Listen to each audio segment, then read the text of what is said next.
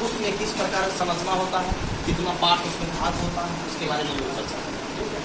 तो पुष्प में देखेंगे, पुष्प क्या है, पेड़ पौधे के लिए जिसमें लैंगिक जन्म होने वाला सबसे प्रमुख भाग, ठीक है।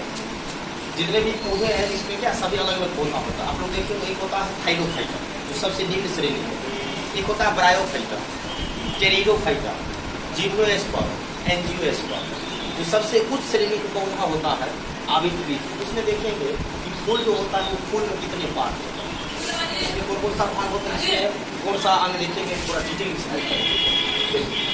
उसमें जो है वो कुछ से दो भाग होते हैं। कितना भाग होता है? दो। हम इधर ले, एक होता है पुष्प में जनन भाग, कौन भाग? जनन, रिप्रोडक्टिव पार्ट, और दूसरा होता है सहायक भाग। अब एक पुष्प में तुमको जो है द्विलिंगी पुष्प जिसमें कितना भाग दिख रहा है? दो। एक पुष्प के जनन भाग है और दूसरा क्या? सहायक। अब इसमें जनन भाग किसे कहते हैं? तो पुष्प का वह भाग जो जनन की क्रिया में भाग लेता है। जनन की क्रिया में क्या करता है? भाग लेता है। वो पुष्प कौन भाग कहलाता है? जनन भाग। उसके बाद अब इसके एग्जाम्पल क्या क्या? इसका एग्जाम्पल दिख रहा है, पुष्प के मादा भाग, पुष्प के नर भाग है उसका क्या नाम है? पुमंग। और पुष्प के मादा जनन अंग है वो उसका नाम है जनन। इसका मतलब पुष्प में जनन अंग के उदाहरण क्या क्या हो गया? दो, पुमंग एवं जनन। यहाँ तक समझ गए? उसके बाद अब बात करते दूसरा होता है पुष्प कौन भाग? सहायक भाग, एसेसरी पार्ट। तो सहायक भाग क्या है?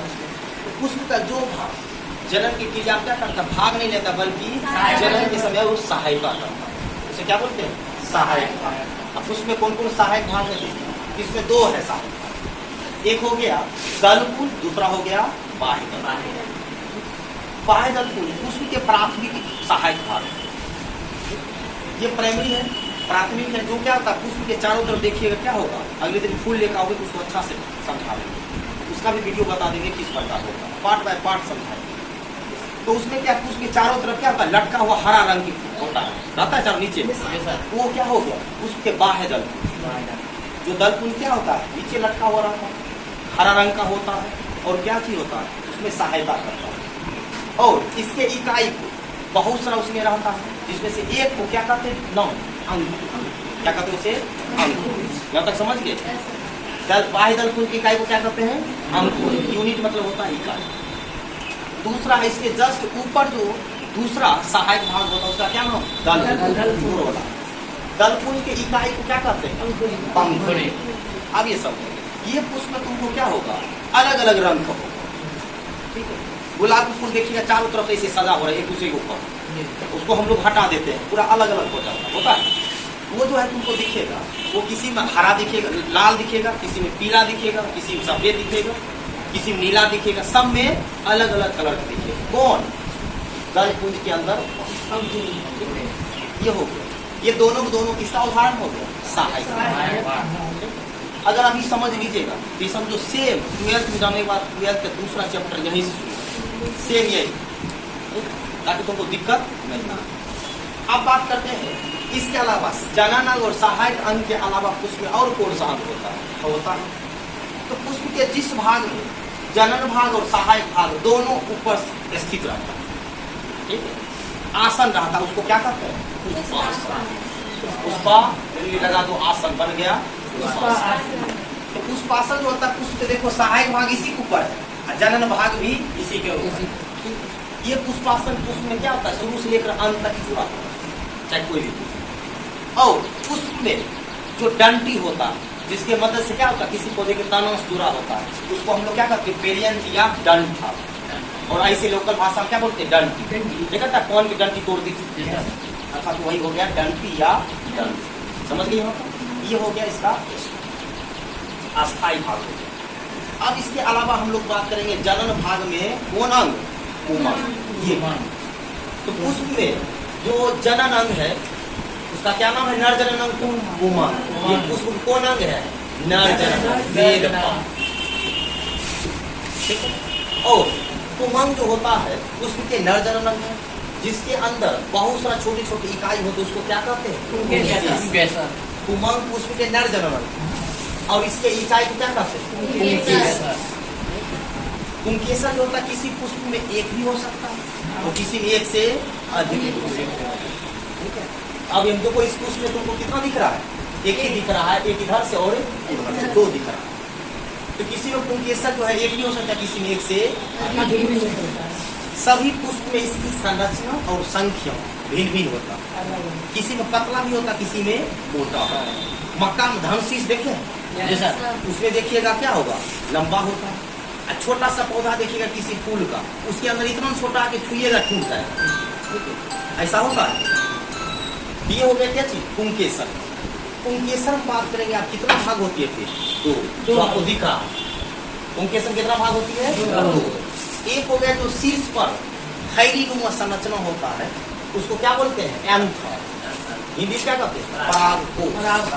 परागकोश कहते हैं। और परागकोश के अंदर ही बनता है परागकण। क्या बनता है? परागकण। और इस परागकण की इसके संरचना हम लोग उधर डिटेल और करेंगे, इसके मिटाने के लिए। परागकोश हो गया और इस परागकोश को हम लोग जूम करेंगे तो अलग अलग संरचना दिखेगा। क्या दिखेगा? इसलिए बनाते हैं।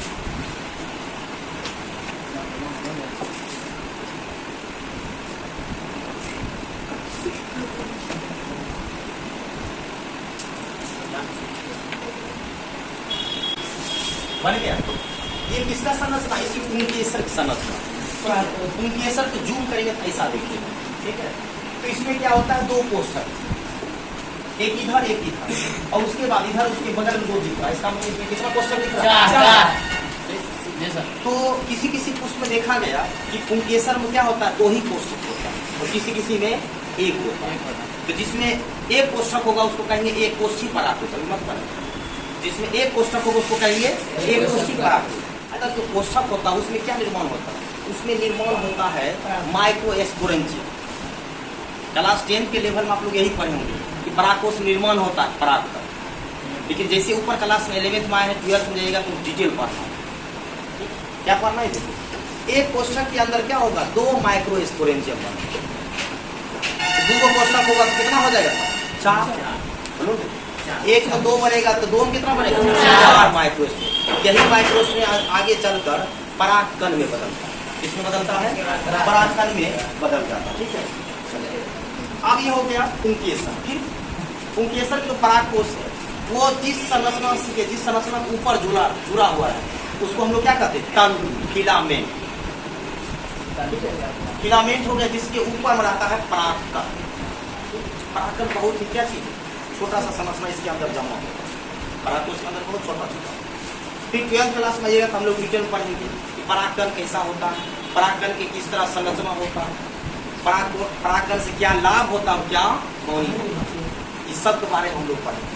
परागकण से कौन कौन दवा बनता है, हम लोग शहद खाते हैं तो शहद में क्या क्या चीज होता है, हर एक चीज के बारे में इसमें देखेंगे। क्या ये हो गया पुंकेसर की जो है दो संरचना, एक ऊपर वाले स्वतः जो हिलते डोलते रहता है और निचला संरचना किससे जुड़ा रहता है? जो पुष्पासन या दर्पण से जुड़ा हुआ ना।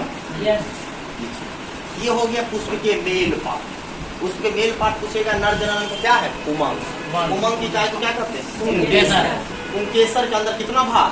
2 भाग, एंथर और फिलामेंट, परागकोश और तंतु। ये हो गया पुष्प के मेल।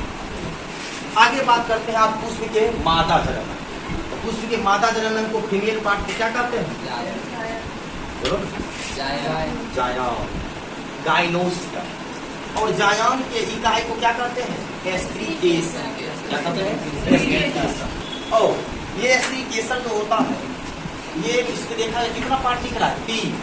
जो स्त्री केसर सबसे जो बीच में दिख रहा है इसका कितना भाग है? 3। जो सबसे पुष्प के शीर्ष पर जो चिपचिपा सा भाग है उसको क्या कहते हैं? जब परागन की क्रिया होता है, पराग जब फटता है इससे परागकण निकलेगा। हवा, जल, वायु, पक्षी, कीड़े मकोड़े किसी के द्वारा उड़कर यहाँ क्या होगा? इसी स्टिग्मा पर आता है। समान जाति होगा इस स्टिग्मा को ग्रहण करें, अगर समान जाति नहीं होगा तो इसको ग्रहण नहीं करेगा। आम वाला है तो आमे वाला ग्रहण करेगा, लीची वाला है तो लीची। ये परागन की क्रिया इस प्रकार हो गया। ये हो गया एस्टिग्मा। एस्टिग्मा के नीचे जो पतली नली होती है उसको क्या बोलते हैं? एस्टाइल, वर्षिका। क्या बोलते हैं? वर्षिका। और इसी वर्तिका के अंदर जो और छोटा नली होता है उसको कहते हैं पराग नली, पोलन ट्यूब। क्या कहेंगे उसे? Pollen tube. और उसी पोलन ट्यूब से होते हुए पराग कण आगे अंदर आता है। कहाँ में? अंडाशय। कहाँ आता है? अंडाशय। और अंडाशय जो है इसके अंदर एक संरचना तुमको दिख रहा है, मादा जनन के सबसे अंतिम भाग। इसके अंदर अंडाशय के अंदर होता है बीजाणु। क्या होता है? बीजाणु। और ये बीजाणु जो होता है इसको भी ओव्यूल।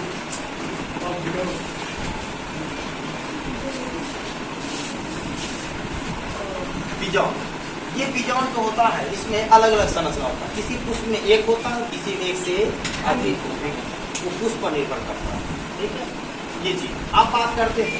जब परागण क्रिया हो जाएगा, मेल गेमेट इसमें पहुंचेगा, फीमेल गेमेट के अंदर, फिर इसको अगर जूम करेंगे बीजाणु के अंदर तो इसके अंदर तुमको मिलेगा भ्रूण कोश। भ्रूण कोश को जूम करेंगे तो उसके अंदर मिलेगा भ्रूण कोश। नारियल का पानी है कि नहीं? तो नारियल पानी इसी के अंदर संरचना पूरा इसके अंदर निर्माण होता है जो फीमेल पार्ट। तो जब परागण क्रिया हो जाएगा, फर्टिलाइजेशन होगा, तो फर्टिलाइजेशन होने के बाद ये जो अंडाशय है वो अंडाशय इसमें बदल जाता है, ये फल में बदल जाता है। जब फर्टिलाइजेशन हो जाएगा तो ये अंडाशय किसमें बदलेगा? फल में बदलेगा। और ऐसे फल को कहा जाता है कौन फल? सत्य फल। कौन फल कहते हैं? सत्य फल। ये चीज। उसके बाद कुछ ऐसे पौधे हैं जिसमें क्या होता है कि फल जो होता है अंडाशय से फल निर्माण नहीं होता। अंडाशय को छोड़कर पुष्प के किसी अन्य भाग जैसे पुष्पासन से फल का निर्माण होता है। तो इसको कहा जाता है कौन फल? आभासी फल। कौन फल कहा जाता है? आभासी। या इसी का दूसरा नाम है वो सत्य फल। क्यों? क्योंकि फल का निर्माण किससे होना चाहिए? अंडाशय से। लेकिन अंडाशय से नहीं हो, किसे हो गया?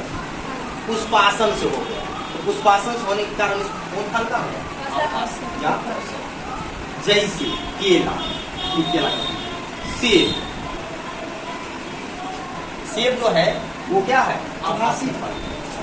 ये ऑब्जेक्टिव घुमा पूछेगा कि सेब कौन सा भाग खाते हैं? कौन भाग खाते हैं?